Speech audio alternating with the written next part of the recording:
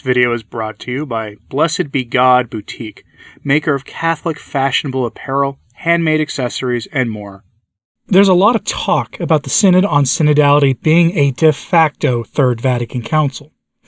And some of that talk may be hyperbole, but the talk is there, and it's not only coming from traditionalist outlets who sound the alarm bells of more corruption in the Church. This talk often comes from outlets friendly to Francis and his agenda for building a new synodal church. The Vatican is out in force now trying to quell such talk, which fits the strategy I've outlined before and I'll go over again in a moment.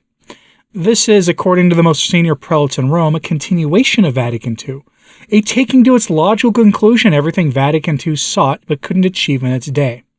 It's a fulfillment of that questionable spirit of Vatican II. The prelates running the church want us to know that, and they want us to know that Francis is the embodiment of the spirit of Vatican II. What they don't seem to realize is that for many of us, telling us that Francis is the embodiment of the spirit of Vatican II only confirms our suspicions about the man. Let's get into our story. Headline from America Magazine. Cardinal Hollerich. The Synod is not Vatican III. There has been a sense of the Vatican trying to manage the expectations of its allies and simultaneously of them trying to assuage the fears of moderate Catholics everywhere that the Synod is going to be a massive change event for the Church. Now remember, as I have said numerous times over the last 2 years, the final Synod document is going to call for radical things. Francis will then issue a more moderate-looking document that opens the door to changes in the Church because of ambiguity in the text. We saw it with Amoris Laetitia, for example. That document will make him look like a relative moderate, but in reality his move will be radical, just not as radical as what his allies are hoping for. That's what we got after the Synod against the family and the Pan-Amazon Synod. But don't take my word for it, here's Cardinal Hollerich with the details. He admits that the Synod is meant to address topics the Church can't really deal with from just the papacy alone, and that the laity can't address by themselves at all. What becomes apparent here is that the modernists are actually quietly trying to avoid a Vatican III or any kind of council because an ecumenical council could be taken over the way they took over Vatican II, and they can't risk having that happen.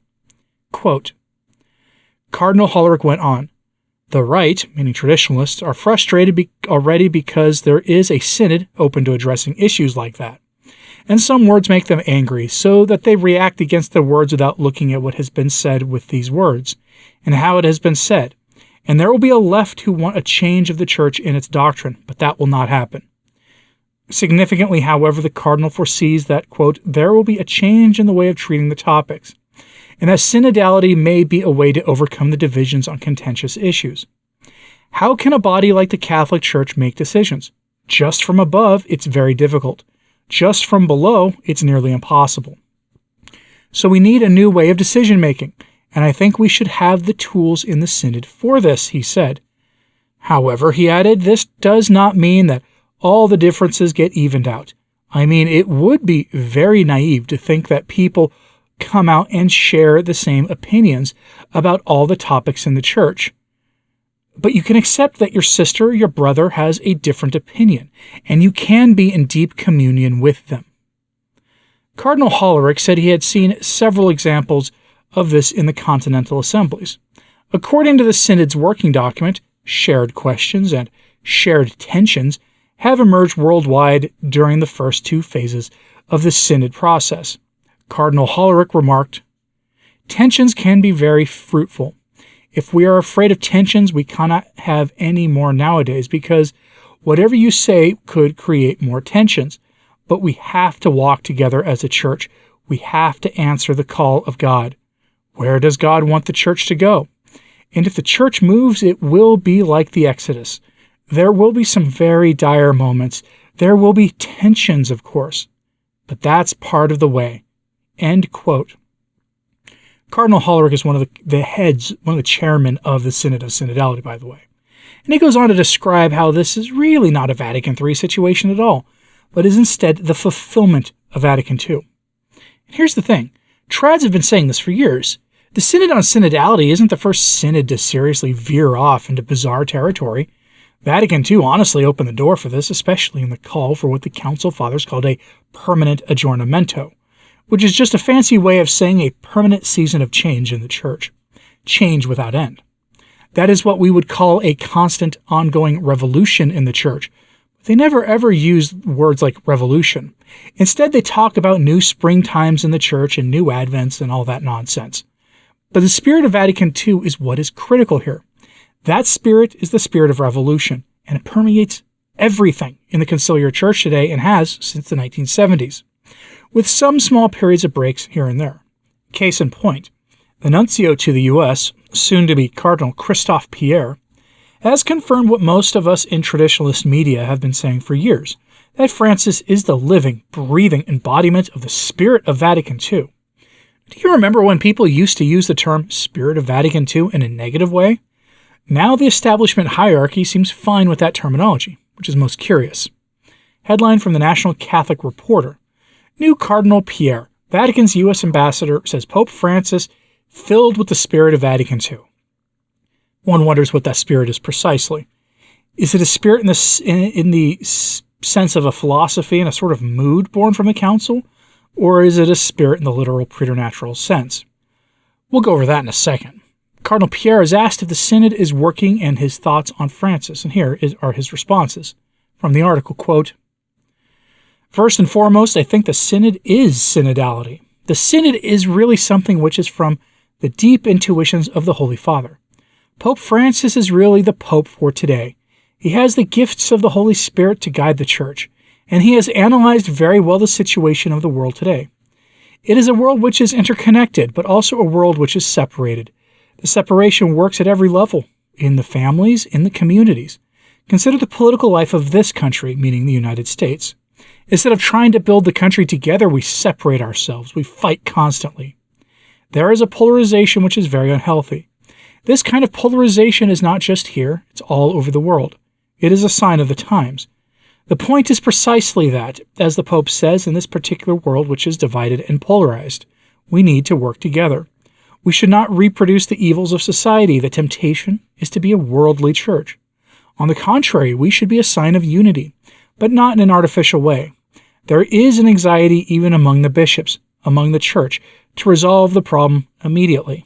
But we should not remain at the level of appearances. Unity should be at the roots of the society, and this unity will come only if we as a church are a synodal church and we work together. The Synod is not to change the doctrine of the Church. A lot of people are afraid about synodality. They say, the Pope will change everything. No, that's not true. The Pope wants us to work together at all levels, in the family, in the parish, in the diocese, as a national church, as a universal church. And for that, we need to make an effort to listen to one another, and also to listen to the Holy Spirit. I think the Second Vatican Council was a huge event of the Spirit. It's amazing to see how Pope Francis is really filled with the spirit of the Second Vatican Council. He wants to help the Church with the reception of the Council, which is very important. This is the part of the life of the Church. We have to receive the gift of the Holy Spirit." End quote. Notice that he is conflating the spirit of Vatican II and the Holy Spirit. That has, of course, some obvious implications. If you're like myself, or if you prefer Bishop Schneider or Archbishop Vigano or the SSPX or countless others, and have issues with the documents of Vatican II, not just their implementation, but the contents of the documents themselves, then you are guilty of denying the Holy Spirit, according to this rather flawed and diabolical logic. It doesn't matter if it's true or not, that is the logic behind their argument, and it's an argument that makes all of Francis's rhetoric about rigidity and clericalism make sense. I mean, think about it. He is so hostile to rigidly adhering to what the Church always taught because he is a true believer in Vatican II and honestly believes it comes from his God of surprises. That makes resistance to it something unholy. Once you understand that, it makes his hostility towards traditional Catholicism make a lot more sense. And that's where we are at this point. That, as I have said for a couple of years now on this channel, that when the Synod of Synodality finally wraps up, you're going to get a radical document from Rome. It's going to be issued from the Synod of Bishops itself. We kind of got a preview of that already But the final document they issue is going to be radical, as was the case with the Mors Laetitia, as was the case with the Pan-Amazon Synod. And then Francis will issue some formal encyclical or motu proprio or something, probably an encyclical after the fact. And it will look moderate. And many people will breathe a sigh of relief.